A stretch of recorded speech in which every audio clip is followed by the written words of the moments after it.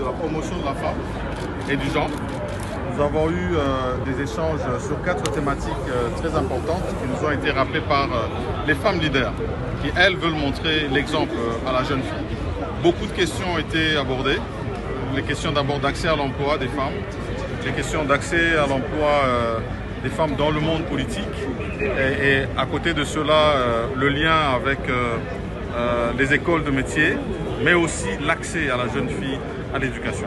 Donc nous avons pris le temps d'écouter les pistes d'orientation qui nous ont été données et nous avons promis non seulement de nous pencher sur la question, mais surtout de multiplier ce type de cadre d'échange et nous rassurer que chaque fois cette voix-là est entendue. On nous a quand même rappelé qu'on a eu beaucoup de progrès depuis l'avènement de son Excellence M. Félix-Antoine Tshisekedi, président de la République.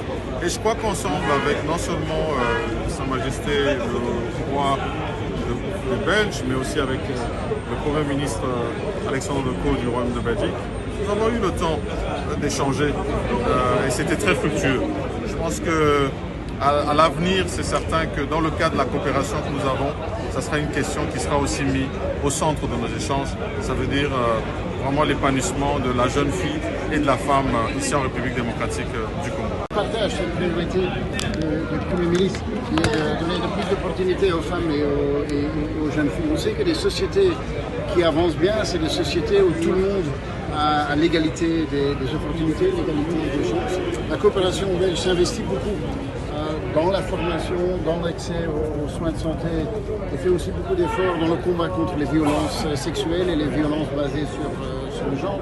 Et c'est vraiment une priorité pour nous. On appuie le fait que le gouvernement et le Premier ministre ont la même priorité. On espère dans les mois et les années qui viennent de pouvoir bien travailler ensemble entre la RDC et la Belgique. La base, c'est l'éducation parce que vous savez, le moment qui peut envoyer ses filles à l'école, c'est la meilleure garantie pour que ces filles ne soient pas dans une situation de dépendance, pour qu'elles puissent être sur leurs propres jambes, avoir leurs revenus.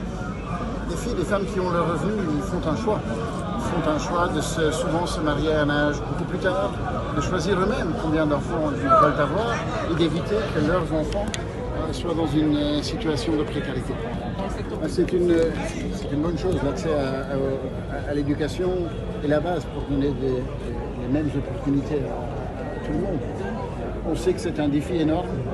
La Belgique est un partenaire dans l'enseignement, surtout dans l'enseignement professionnel. Voilà, on ne peut pas le faire tout seul, mais on est prêt à regarder ensemble avec l'RDC comment on peut mobiliser la FMI, la Banque mondiale, etc.